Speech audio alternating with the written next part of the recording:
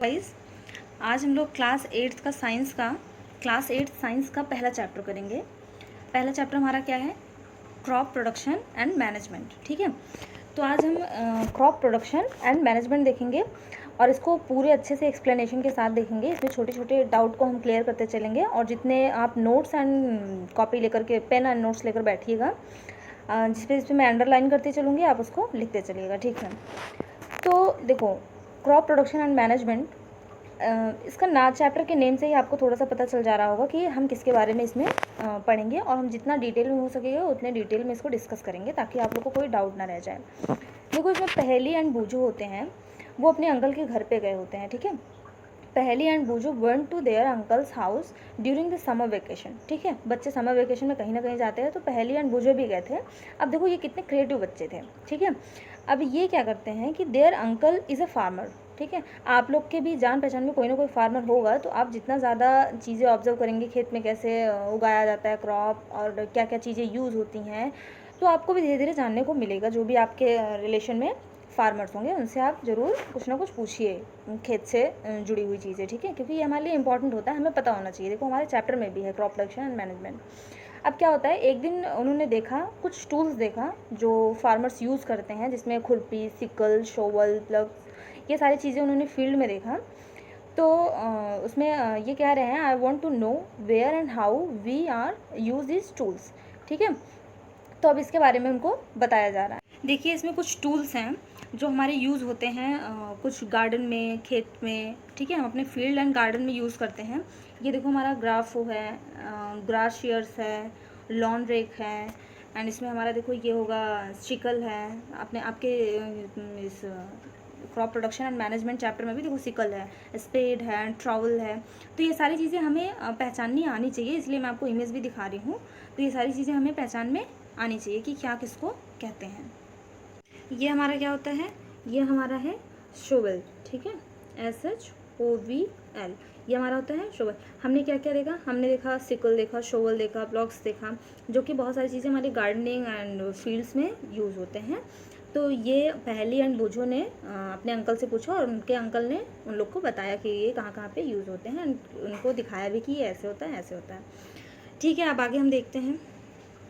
आप लोगों ने पिछली क्लास में पढ़ा ही होगा कि जितने भी ऑर्गेनिज्म होते हैं, जितने भी एनिमल्स होते हैं, सबको जो है फूड की ज़रूरत पड़ती है। ठीक है, फूड की ज़रूरत क्यों पड़ती है? अब देखो, प्लांट्स जो होते हैं वो अपने plants can make their own food. ठीक है, प्लांट्स तो जो होते हैं वो फोटोसिंथेसिस के थ्रू अपने फूड खुद बनाते हैं। और लेकिन जो एनिमल्स होते हैं उनको जो है, अब देखो, आपने पिछले क्लास में ये सारी चीज़ें पढ़ा है। You have learn that all living organism require food, plant can make their own food. ठीक, can you recall how green plant synthesis. अब देखो, आपको याद आ रहा होगा फोटोसिंथेसिस। अगर नहीं याद आ रहा है तो अभी मैं आपको बता दे रही हूँ। अब तब तक आगे से हम थोड़ा सा और देख लेते हैं। एनिमल्स क्या होते हैं? एनिमल्स में हमारे ह्यूमन बीइंग भी इंक्लूड होते हैं, जैसा कि आप लोग को पता होना चाहिए। और लेकिन वो जो हैं वो अपना, humans can not make their own food. Human अपने फूड को खुद जनरेट नहीं करते हैं, उनको किसी पे डिपेंड होना पड़ता है। उनको अब देखो कहाँ से मिलता है, where do animals get their food from. But first of all, why do we need to eat food. हमें क्यों ज़रूरत पड़ती है फूड की? हमें ज़रूरत क्यों पड़ती है? क्योंकि हमारी बॉडी को एनर्जी मिलता है। ठीक है, एनर्जी किस लिए? एनर्जी की ज़रूरत क्या है? You already know that energy from the food. ठीक है, एनर्जी हमें फ्रॉम द फूड, एनर्जी हमें फूड से मिलती है। Is utilized by organism for carrying out their various body functions such as digestion, respiration and exertion. We get our food from plants or animals both. हम अपने food जो हैं वो plant और एनिमल दोनों से पाते हैं। और जो इंसान की बॉडी में जो डिफरेंट फंक्शंस होते हैं, डाइजेशन, रेस्पिरेशन, इन सब को फंक्शन करने के लिए हमें फूड की ज़रूरत पड़ती है, हमें एनर्जी की ज़रूरत पड़ती है। ठीक, तो फोटोसिंथेसिस के बारे में थोड़ा सा हम देख लेते हैं। अब देखो, ये फोटोसिंथेसिस के थ्रू प्लांट्स अपना फूड तैयार करते हैं, फूड प्रिपेयर करते हैं। कार्बन डाइऑक्साइड, वाटर, मिनरल, इन सब की हेल्प से and with the presence of sunlight. ठीक है, सनलाइट जब प्रेजेंट होता है तो अपने फूड बनाते हैं।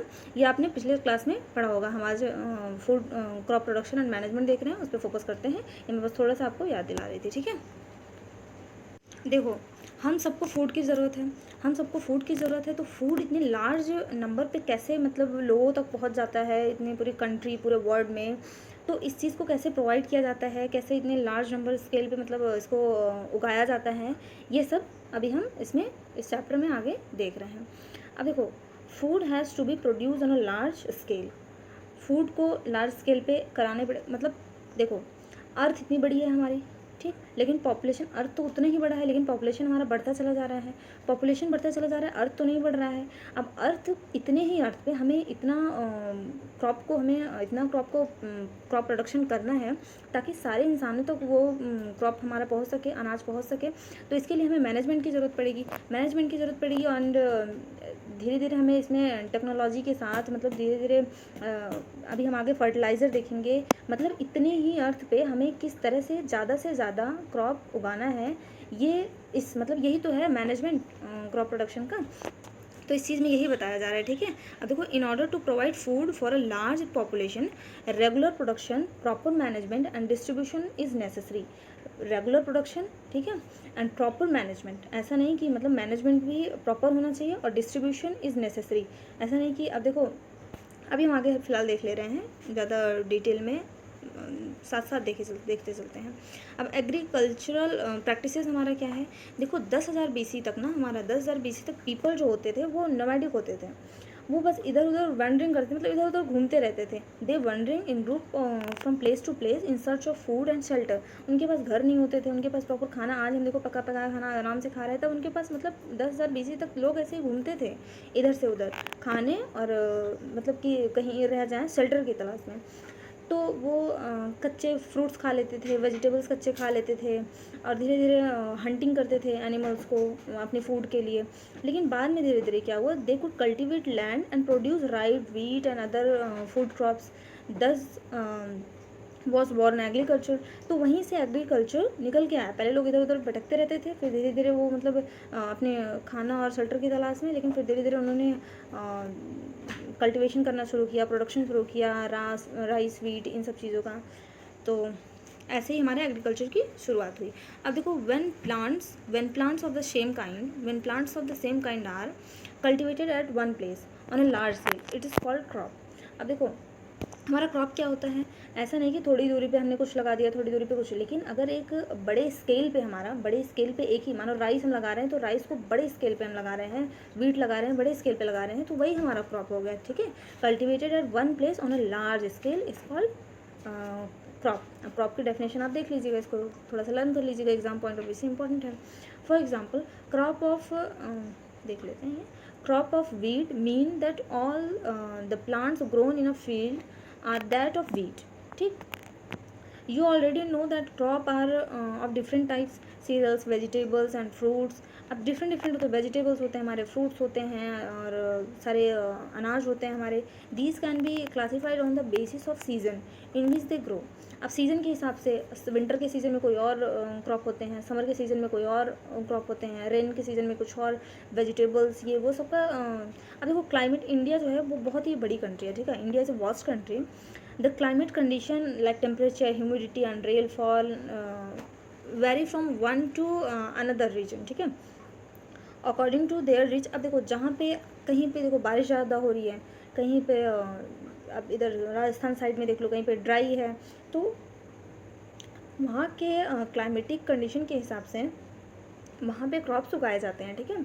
अब किसी क्रॉप में वाटर की ज़्यादा ज़रूरत होती है, कोई क्रॉप ड्राई जगह पे ज़्यादा अच्छे से होता है, तो उस हिसाब से ये हमारा उगाया जाता है क्रॉप, ठीक। तो जहाँ पे जिस चीज़ की रिचमेंट है, जहाँ पे उसी हिसाब से क्रॉप हमारे लगाए जाते हैं। साउथ में कोई और क्रॉप ज़्यादा चल रहे होंगे, नॉर्थ इंडिया में कोई और, ईस्ट इंडिया में कोई और, वेस्ट इंडिया में कोई और, तो इस हिसाब से हमारे क्रॉप्स लगाए जाते हैं एक बड़े स्केल पे, ठीक है। अब देखो, variety of crop grown in different parts of country, despite this diversity two broad cropping pattern can be identified, these are. अब देखो, इतनी ज़्यादा वैरायटी होने के बाद भी, इतनी ज़्यादा वैरायटी होती है क्रॉप्स की, तब भी ये इतनी ज़्यादा डाइवर्सिटी इंडिया में है, इसके बाद भी हमारे प्लांट्स को वैसे तो 3 पार्ट में, लेकिन आपके चैप्टर में 2 ही वो मेज़र दिया गया है कि टाइप्स में, एक खरीफ क्रॉप्स एंड दूसरा हमारा रबी क्रॉप्स। खरीफ क्रॉप्स हमारा क्या होते हैं, खरीफ क्रॉप्स हमारे वो होते हैं जो कि हमारे रेनी सीजन में लगाए जाते हैं, ठीक है, वो हमारे खरीफ क्रॉप्स होते हैं। इसकी डेफिनेशन आप देख लीजिएगा, इंपॉर्टेंट है, ये एग्जाम में भी पूछा जाता है। The crops which are sown in the rainy season are called kharif crop. अब रेनी सीजन हमारा इंडिया में जनरली कब से कब होता है, जून टू सितंबर होता है, ठीक है। The rainy season in India is generally from June to September. इसमें हमारा पैडी आ जाएगा, मीज़ आ जाएगा, सोयाबीन आ जाएगा, ग्राउंड नट, कॉटन, ये सारे हमारे क्या हो जाते हैं, खरीफ क्रॉप हो जाते हैं। मैं कुछ इमेज भी आपको दिखा देती हूँ खरीफ क्रॉप। ये देखिए, ये हमारा खरीफ क्रॉप है जिसमें हमारा राइस है, कॉर्न है, सोयाबीन है, शुगर केन है, ठीक है। ये सब आपको पहचानना में, बहुत लोग खेत में नहीं जाते हैं, बहुत लोग कभी नहीं देखे होते हैं, तो वो इमेज के थ्रू इन चीज़ों को पहचानने की कोशिश करें, क्योंकि आप बड़े क्लास में आप जा रहे हो, ठीक है। Rice, corn, soybean, sugar cane, और आप ये देख लो ग्राउंड नट है, ठीक है, कॉटन है। और जैसे किसी किसी एरिया में ग्राउंड नट नहीं होता है तो उसका भी आप देख लो, कॉटन कैसे होता है ये आप देख लो, ठीक है। ये सारे हमारे खरीफ क्रॉप हैं, ठीक है, खरीफ क्रॉप हैं। हम अपना कौन सा देखते हैं, अब देखते हैं अपना रबी क्रॉप।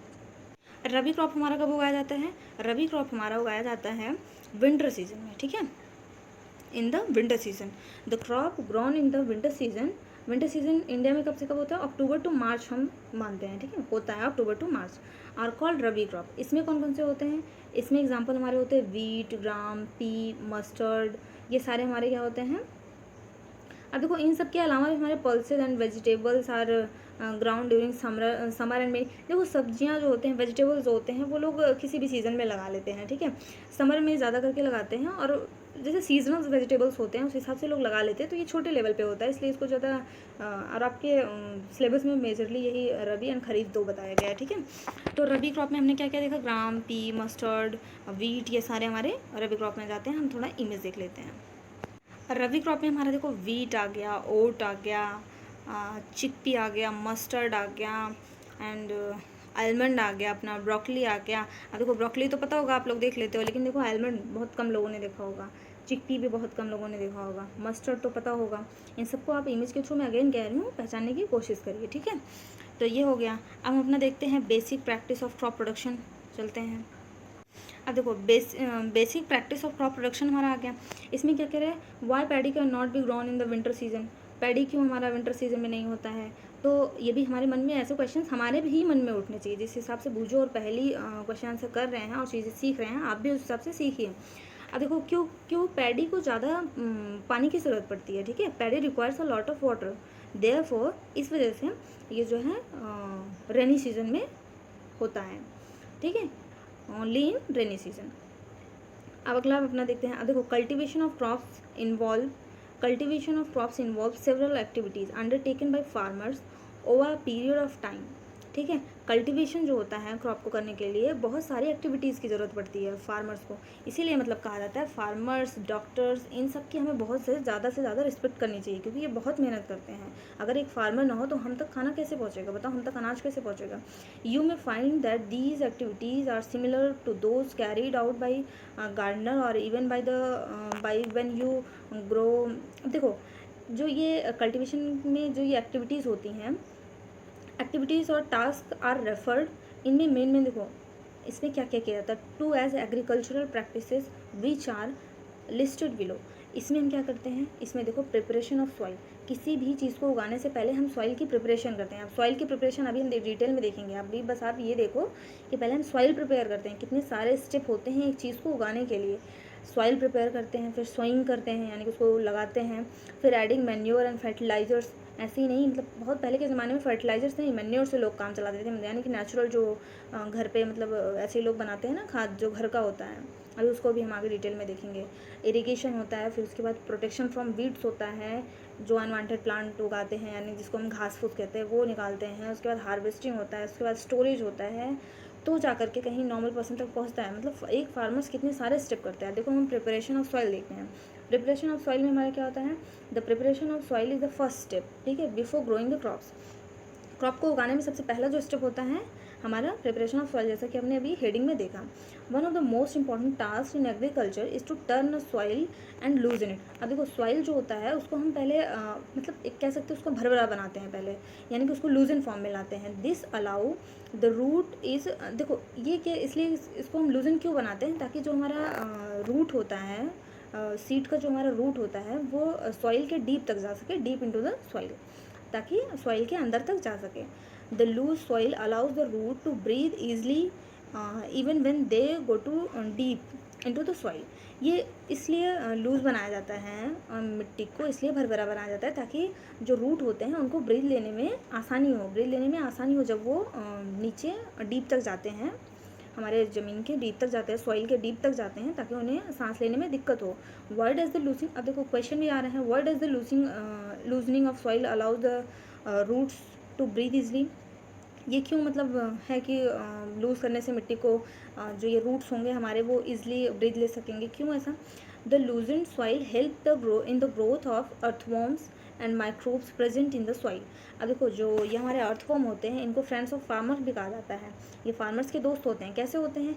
अब ये जो होते हैं, जब सॉइल जो हमारा होता है वो अगर भुरभुरा होगा, वो लूजेंड फॉर्म में होगा, तो जो हमारे helps in growth of earthworm and microbes, ये जो हमारे अर्थवॉर्म होते हैं, यानी कि इसको हिंदी में क्या कहते हैं, अर्थवॉर्म को जो भी कहते हैं हिंदी में, जो हमारे अर्थवॉर्म होते हैं ये प्रेजेंट होते हैं सॉइल में। तो ये क्या काम करते हैं? These organism are friends of the farmers. देखो मैंने पहले ही बता दिया, फ्रेंड्स ऑफ द फार्मर्स होते हैं since they further turn and loosen the soil and add humus to it. ठीक है, ये उसको और ज़्यादा फर्टिलाइज़र बनाते हैं सॉइल को। ये हमारे अर्थवॉर्म ये सॉइल को और ज़्यादा फर्टिलाइज़र बनाते हैं, उसमें और ज़्यादा मैन्योर हम कह सकते हैं ऐड करते हैं। But why the soil need to be turn and loosened, तब भी। और ये देखो एक और देखो, you have learn the previous classes that soil contains minerals, waters, air and some living organism. आपने पिछली क्लास में देखा ही होगा कि सॉइल में सिर्फ सॉइल नहीं होता है, सॉइल में मिनरल्स होते हैं, वाटर्स होते हैं, एयर्स होते हैं और कुछ लिविंग ऑर्गेनिज्म भी होते हैं। लिविंग ऑर्गेनिज्म का क्या मतलब है? सॉरी गाइस, लिविंग ऑर्गेनिज्म का क्या मतलब है? यानी कि सड़े गले, हम कह सकते हैं सड़े हुए पेड़ ले लो, सड़े हुए कुछ छोटे मोटे कीड़े ले लो जो मतलब मर गए हैं, वो मिट्टी में मिल करके वो एक मैन्योर तैयार करते हैं, वो एक अच्छा सा फर्टिलाइज़र हम उनको कह सकते हैं एक तरह से। ठीक है, in addition dead plants and animals get decomposed.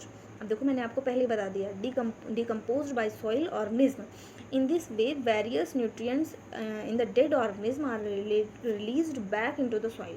ठीक, अब हमने क्या बताया, डेड प्लांट जो होते हैं, एनिमल होते हैं, जो ये डिकम्पोज करते हैं सॉइल को, decompose by the soil organism. In this way various nutrients in the dead organism are released back into the soil.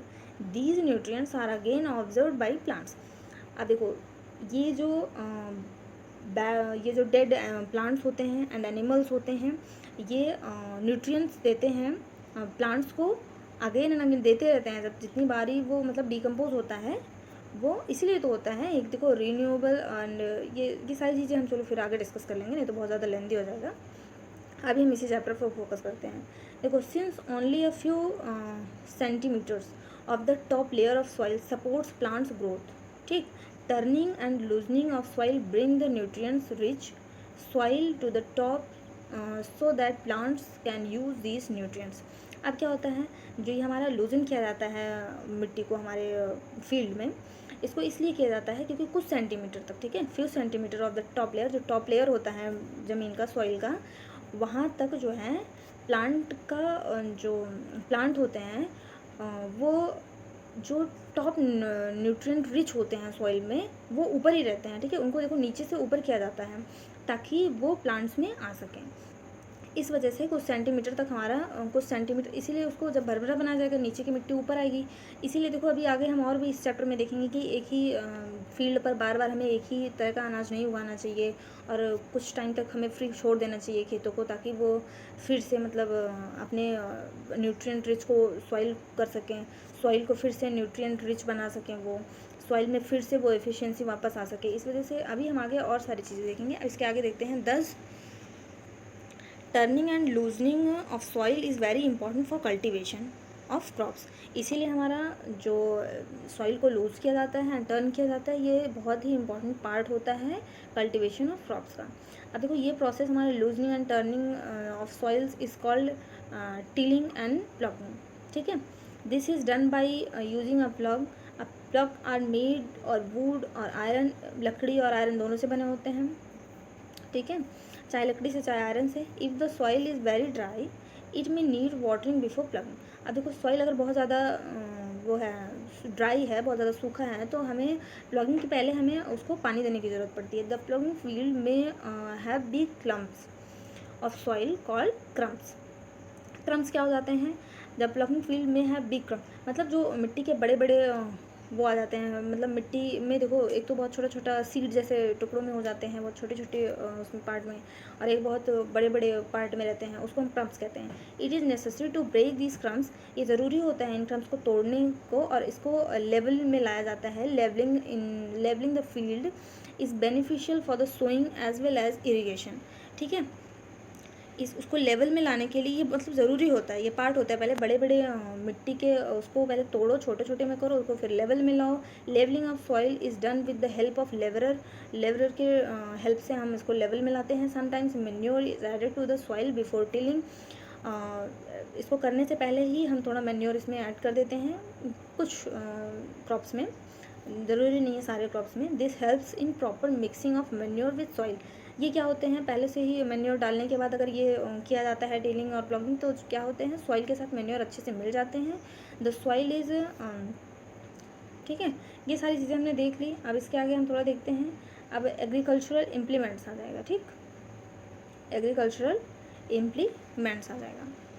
अब देखो गाइस, ये बहुत ज़्यादा लेंदी नहीं करेंगे, छोटे छोटे पार्ट में देखेंगे, हम नेक्स्ट पार्ट में भी कर लेंगे। अब एग्रीकल्चरल इम्प्लीमेंट्स एंड उसके बाद हमारा क्या आ जाएगा, उसके बाद हमारा आ जाएगा 2-3, अभी तो चैप्टर मतलब है थोड़ा बड़ा है, तो फिर हम दूसरे पार्ट में आप इसके आगे देखेंगे। तो हमने फर्स्ट पार्ट में क्या क्या देखा, हमने फर्स्ट पार्ट में देखा basic practice of crop production, मतलब कि इसको प्रिपरेशन ऑफ सॉइल सोइंग, हमने मेन हेडिंग देख ली है, और थोड़ी चीज़ें हमने एग्रीकल्चरल प्रैक्टिस पे देखे, एंड फार्मर्स टूल्स हमने देखे, थोड़ी चीज़ें, ये सारी चीज़ें देखे। हम सेकंड पार्ट में मिलते हैं गाइस। अगर आपके लिए ये यूज़फुल रहा हो तो प्लीज़ इसे लाइक शेयर एंड सब्सक्राइब करें, सब्सक्राइब करके बेल आइकन दबा लें, ताकि जो भी क्लास NCERT की कोई भी टॉपिक अपलोड किया जाए तो आप तक पहुँच जाए। Thank you guys.